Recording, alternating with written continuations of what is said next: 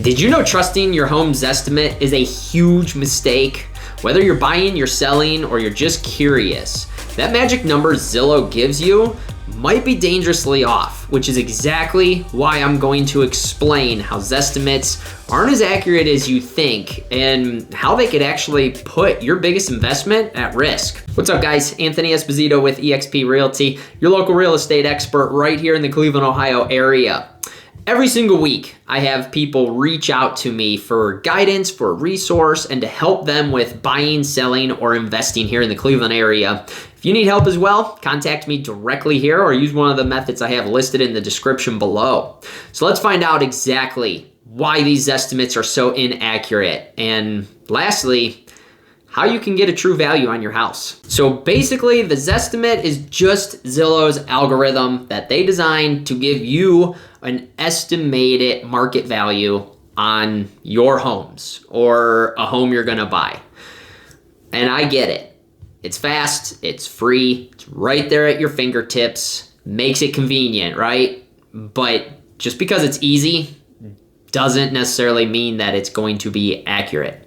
I know many buyers and sellers, and you may be one of them, where you do rely on this estimated home value for whether you're purchasing or selling a house.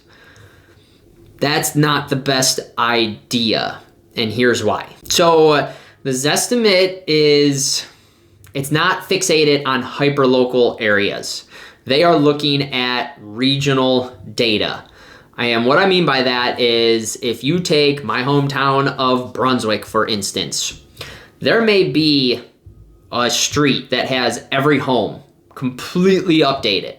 The street next to it, that may be in its original state. This is just an example I'm using. Zestimate isn't going to know the difference. Those homes in the original state, well, they just got overvalued.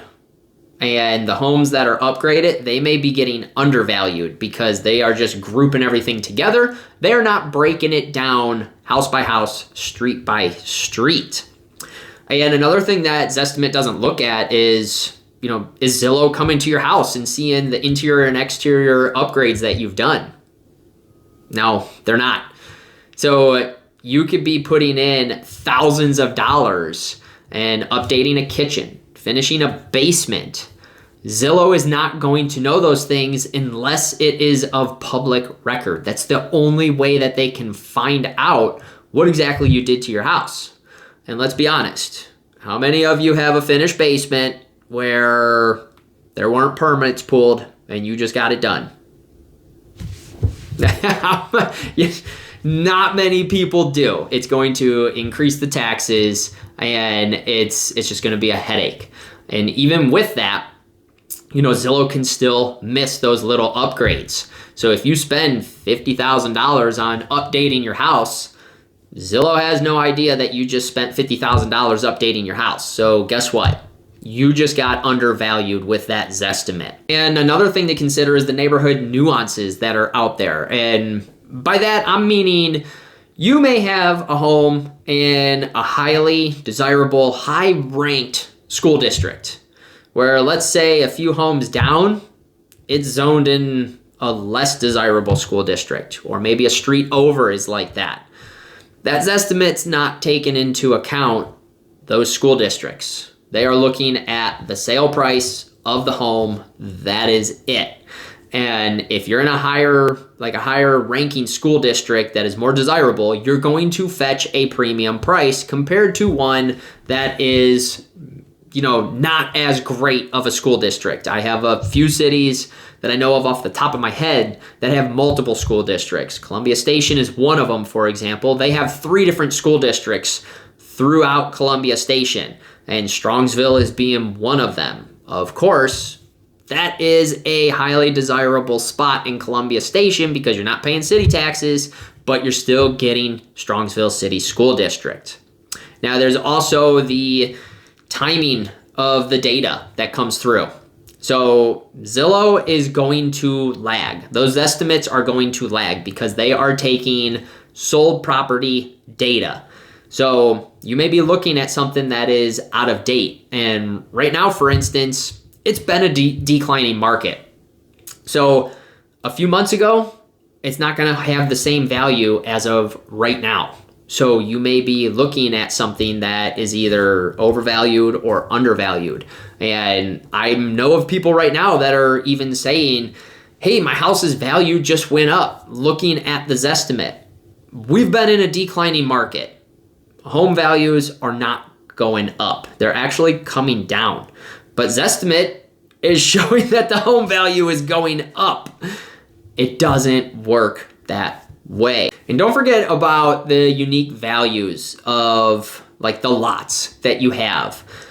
What is the scenery that you have for your lot? Do you have, a nice, beautiful lake that is in your backyard? Do you have a wooded area? Is there nothing? And it's just very bland, plain Jane. All of that stuff is going to factor into a true estimate on your home, where Zillow's not going to know that you have those different features. So you may be a home that has this tremendous like oasis of a backyard, and your neighbor doesn't have that. Well, they may undervalue your home, or they may overvalue your neighbor's home, depending on just going based off of like those sales of what your house sold for, instead of going, oh, wait a second, this home actually has XYZ, where this home only has X.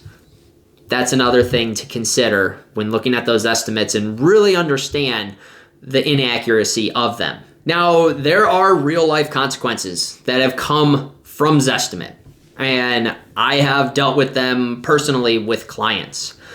As a seller, you may end up overpricing your house. Overpricing your house is going to lead to it sitting on the market longer and costing you more money ultimately, because you're still paying on that mortgage. You're still paying on property taxes. And yes, if you don't have a mortgage, you're still paying property taxes, home insurance. You're still paying for all that stuff, and you just want to sell your house and move on. The longer it sits, the less eyes that are on that house, because buyers eventually stop looking at the house after so long if that price isn't coming down. Now, it could also hurt you on the flip side with you underpricing homes. And I personally have dealt with a seller in the past of mine where their idea of what their home was valued at was close to being $20,000 less than where it should have been. After I ran all the comps on it, did my estimate, it actually ended up selling for $30,000 more than what they thought. So they were leaving in their head, if they were to sell it on their own, they could have been leaving $30,000 on the table. That's how far off some of these estimates are and how much it can hurt you.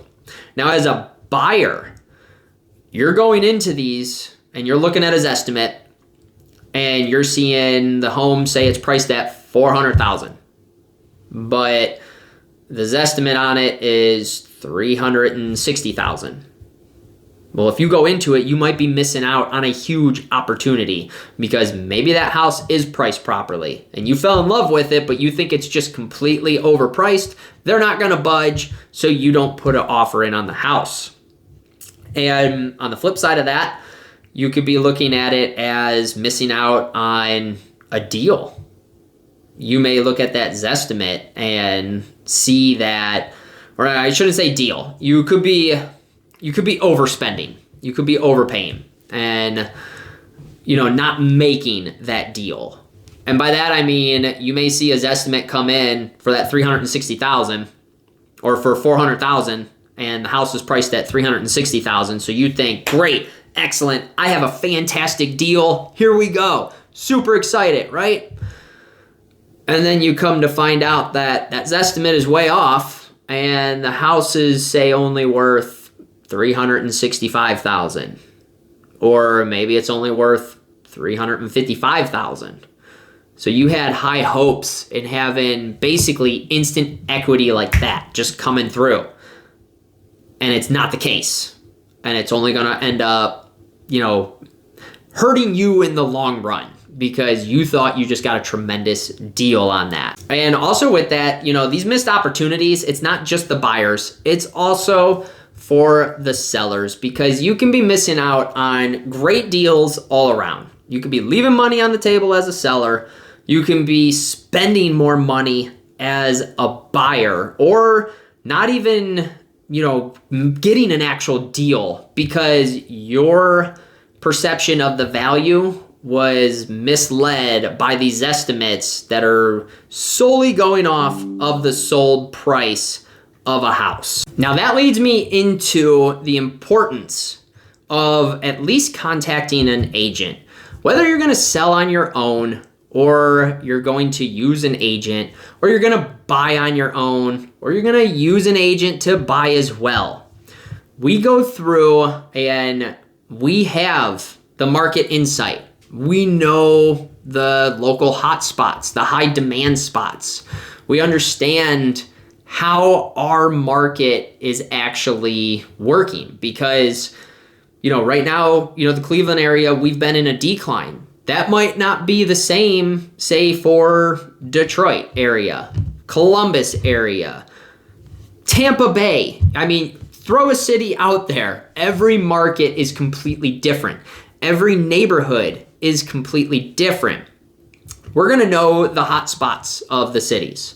We are gonna know what, you know, things are selling for, what style homes are going faster than some of the other stuff. We are gonna know people in our area of what they're looking for. And the nice thing is say for instance, I could only use myself as an example. You know, when I come to a listing appointment per se, like we'll say for example, I am looking at everything about the house. Is it well maintained? What upgrades do you have done? What's the yard look like? I want to know, you know, maybe you put a roof on 5 years ago. All that stuff adds into the value of the home. And then I am going to look at comps and basically find other homes that are similar. I'm going to look for homes that don't have updates, that do have the updates.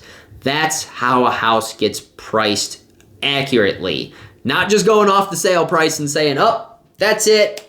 2 houses down the road sold for $500,000. This house sold for $450,000. Your Zestimates at $490,000 based off of that. I'm just throwing out numbers out there.